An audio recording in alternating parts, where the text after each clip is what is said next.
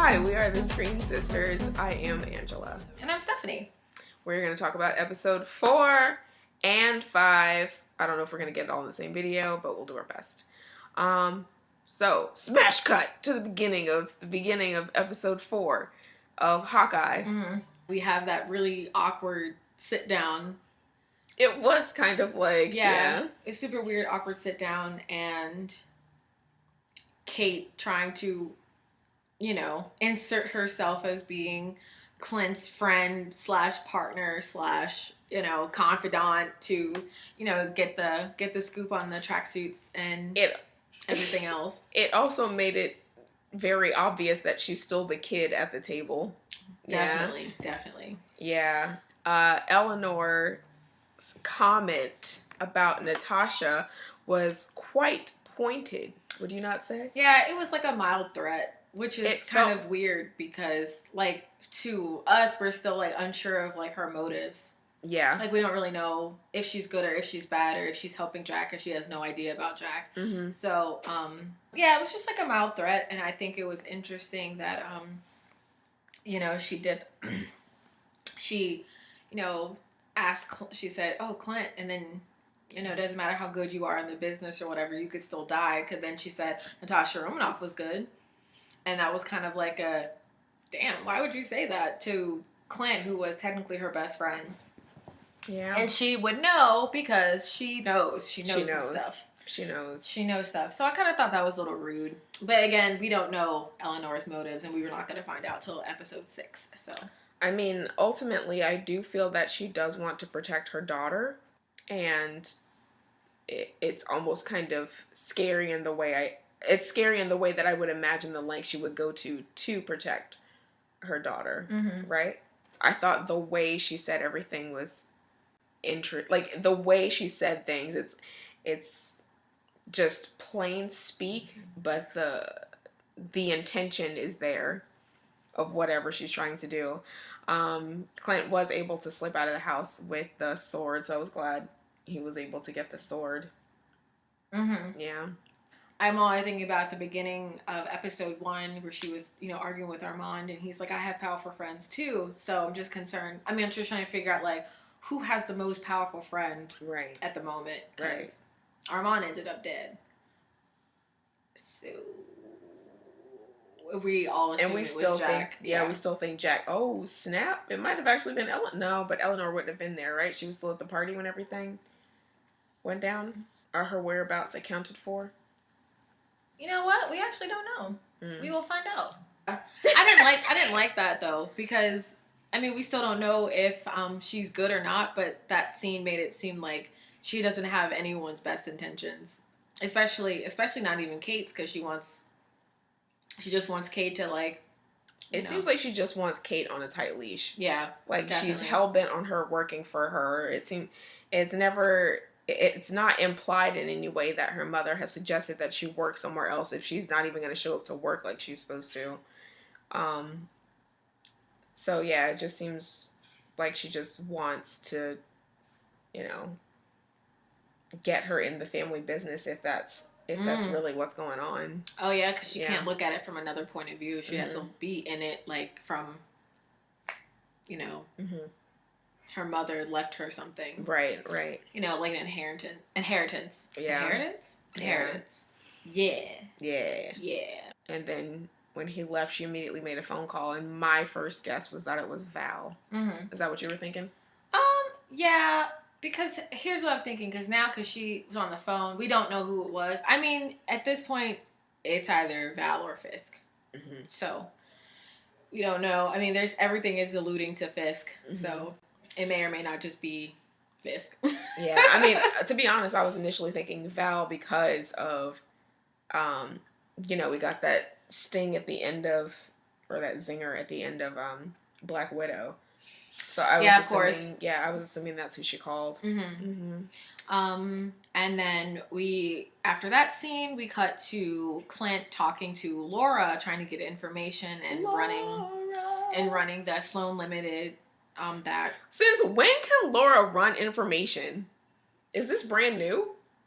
This is the first time we've seen her outside of Age of Ultron. and Endgame. Okay. So there's no history there, but like I said, it makes complete sense if she's an ex-agent. Okay. It makes complete sense.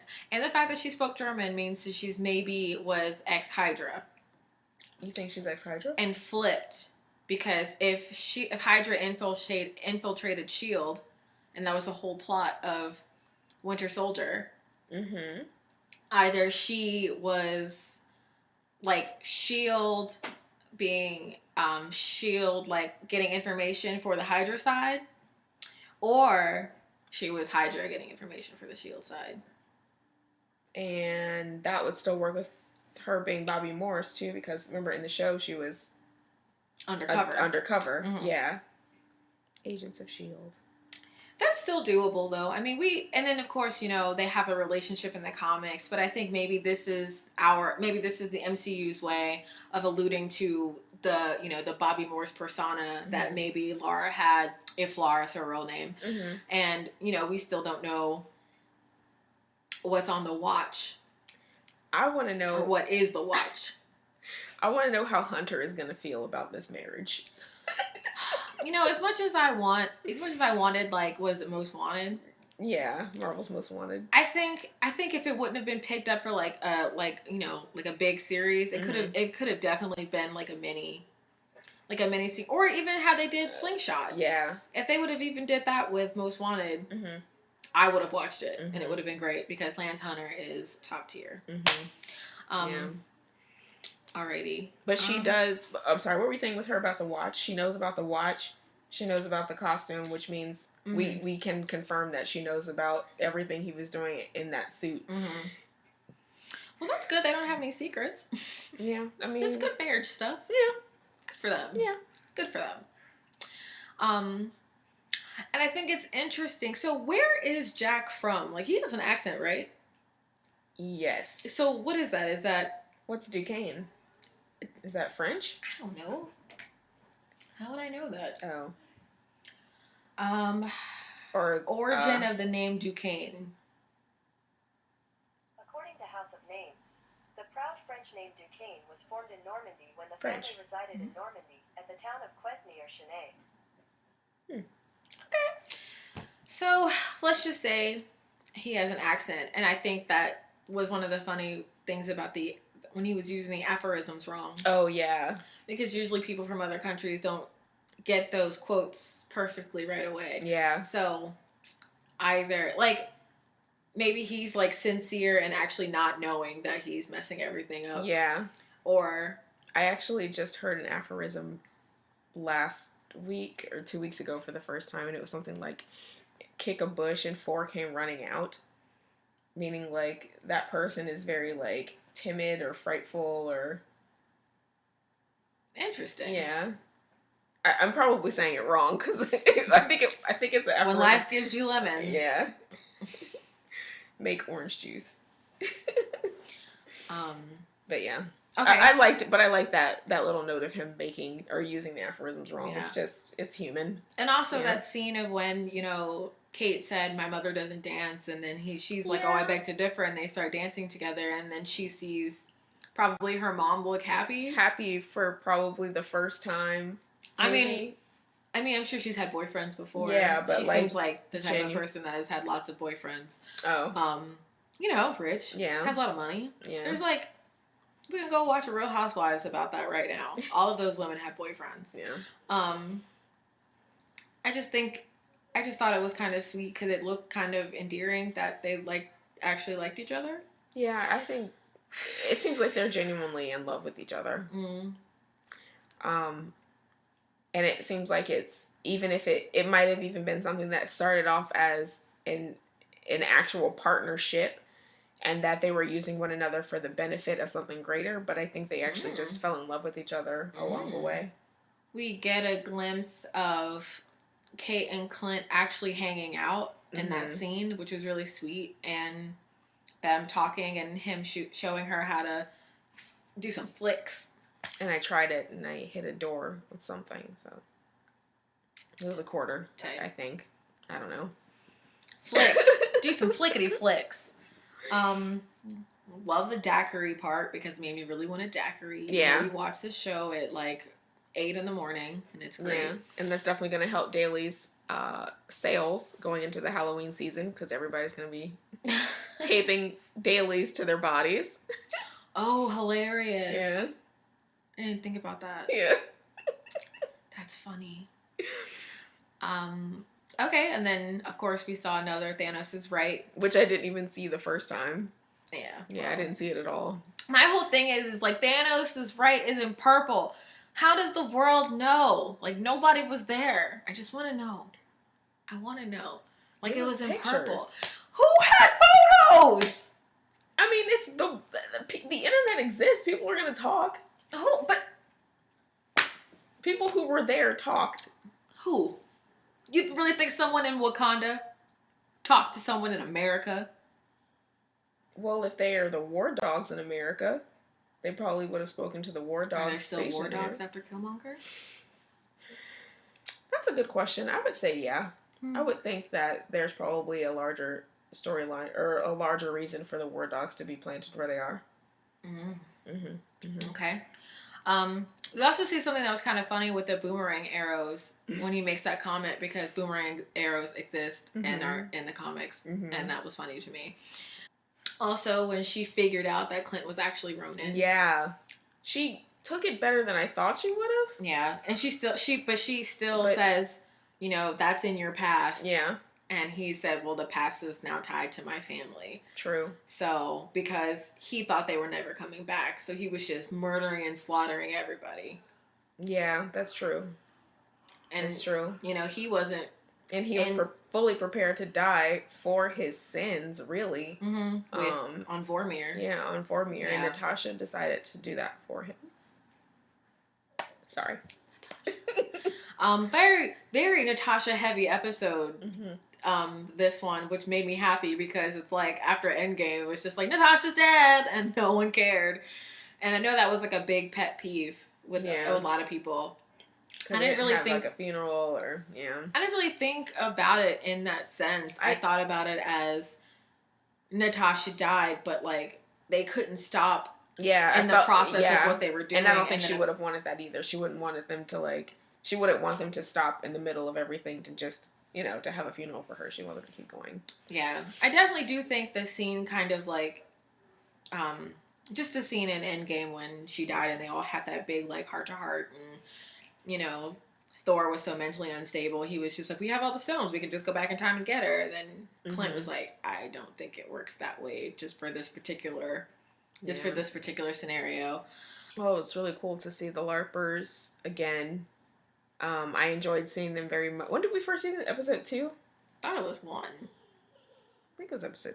Well, whenever we saw them the first time, I really enjoyed that interaction that Clint had with the LARPers. Because I think it was 2. Yeah, because I just thought he... As I said in that last video, I thought he needed that moment to just kind of reconnect with the hobby that he started doing because he enjoyed it and not being the weapon that he became later on. And I like that they were so eager and willing to help an Avenger, and I like that even still with the things that they have done wrong, they are still a beacon of hope to people, and people are willing to do evidence tampering for them. Yeah. So I liked seeing them again. And then it sounded like okay.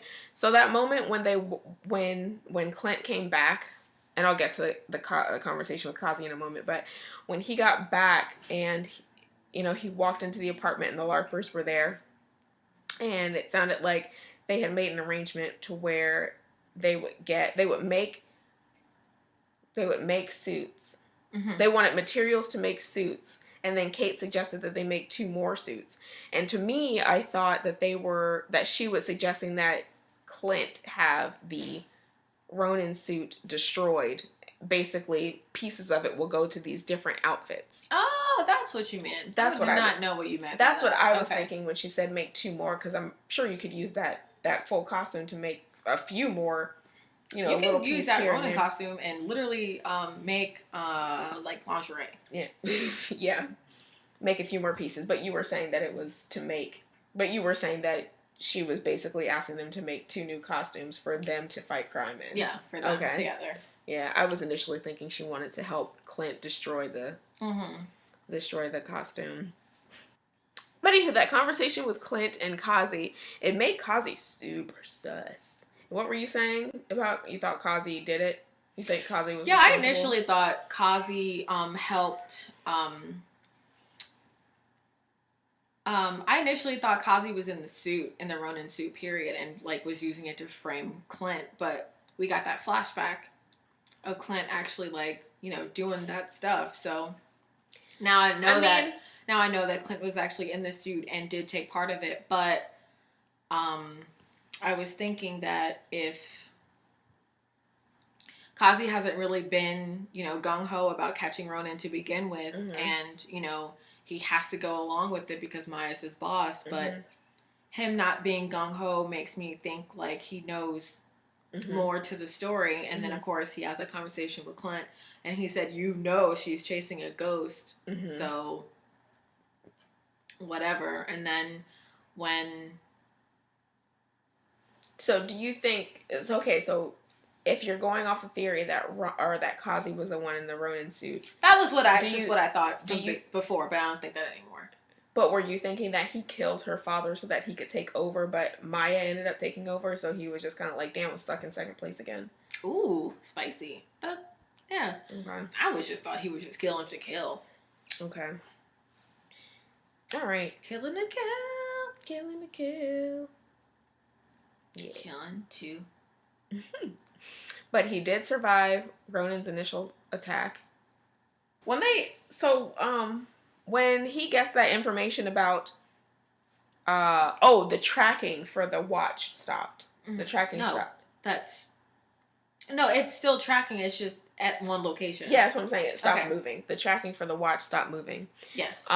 And so they go to the location. When they walked in, when she walked in and shot the lights, I don't know, to me, my first inclination was this person can't hear, because I think that's something I thought that was something that was known, that people who are deaf typically use lights for any type of alarm or doorbell or something like that. So, that was just my first thought when she walked in. So, I don't know, to me it was weird that Clint didn't immediately know what it was when she said that there were flashing lights. Well, I've never seen that before, and I don't know if I'm just like out of the loop and stuff like that. But to me, the untrained eye, I had no idea what that was. I was just like, oh, that's a weird alarm. That's literally what I thought. But I mean, also, I wouldn't be surprised if that was somebody who kills people for a living. So of course they won't want a loud sound going off. You know, if they're gonna sneak in there and you know, and take care of whoever just snuck in their home. I really like. What is his name? Frothy? Is it Fa? I'm not sure. Fra? I'm not sure. I haven't seen him pronounce his name yet. Me neither. But I really like him a lot. I mean, yeah. I hope I'm 75% sure he's gonna die. But like, I really like him. But I like his character, and he seems really like nice. Maybe he'll be in Hawkeye season 2.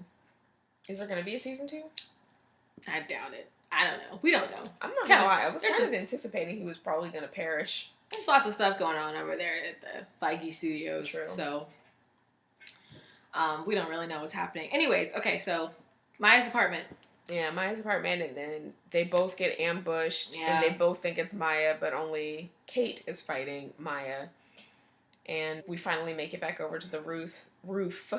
You know, we've seen the clip, and everybody had already figured out who it was before it even happened. But yeah, it was Yelena.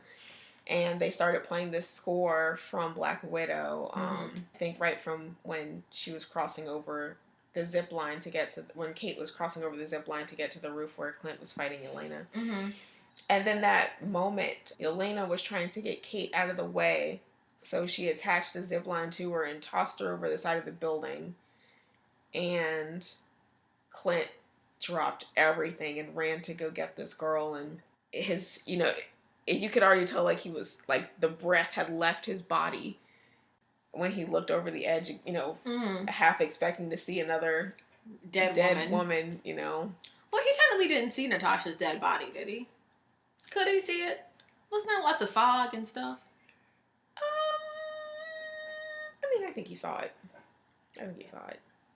But yeah, it was, I like that imagery of her suspended in air. It was almost as if for him, but definitely for her, it was like this second chance, really. Like, even though he couldn't save her, she didn't, die. Mm-hmm. So I like that moment, yeah. Well, I thought of it as a way of him being like, having like just a panic attack and a flashback and all of that. Because if he was responsible for her death, then he knew that like he couldn't be responsible for, he would just be done probably emotionally. Yeah, and that's exactly why he snapped the way he did afterwards and sent her home. Yeah, he had to. He had to send her home. And honestly, Kate's super irresponsible. But that's neither here nor there. Okay, so then Yelena showed up, and the song played, and then she did that beautiful like swan dive off the roof. Yeah. And it was so pretty, and I love her so much, and I want to hold hands with her. Okay, so that was episode 4. Episode 4. And I know people are saying that it's the strongest. Do you think it's the strongest so far? Yeah. I think it's the strongest in the sense that Clint starts to tear down his walls a little bit. And I think that rooftop encounter snapped some sense into Kate about the reality of the situation, because I think in all of this, she's still starstruck. And she's looking at everything with and she's looking at everything with big, wide, goo-goo eyes, like, oh, I'm gonna be a savior of people. Like, she's not even close to thinking about what it'll cost her. Not even close. And she, she says she knows the risks, but like, in reality, I don't think she's actually grasped the fact that, in this line of work, if someone finds out your real name, they kill your parents, they kill your dad, they kill, your sisters and your dog or whatever. And think about where she doesn't even know the effects. She doesn't know who Wilson Fisk is right now. Yeah. But think about just season 3 of Daredevil when he had infiltrated the FBI. Yeah. And remember the one in charge of, what was the main bad guy? No, the guy who was helping, the FBI agent. Do you remember his boss, the woman? She said Fisk killed her daughter. Or killed her son. Oh, he did? Oh, I don't remember that part. Yeah. That's horrible. Yeah.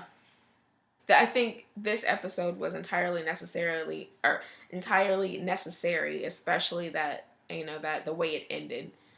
And I also think, too, when the age difference too in them, because the scene when she's when he tells her to like stay on the roof or whatever, and she just goes and like walks into the building, and he's just like, what are you doing? And I think that's again showing just how naive she is about the entire situation in general. How necessary it is to do recon. You can't run into a place blind. And then also, the other thing I was going to say was, even though Yelena wasn't going to kill her, I think Kate realized that nobody would hesitate to throw her off a building if they had a chance to. And to me, it was like, when she got lowered and he told her to go home, I was like, I'm not going back up there, I'm out. Like, right? To me, it was like, why didn't that scare you? I guess, but I guess that scare came later. Maybe at that moment, the adrenaline was going and... Maybe. Yeah. Well, I think that's it for episode 4. Yes. Please join us again for episode 5. Episode 5. Coming right up. Okay, thanks, bye.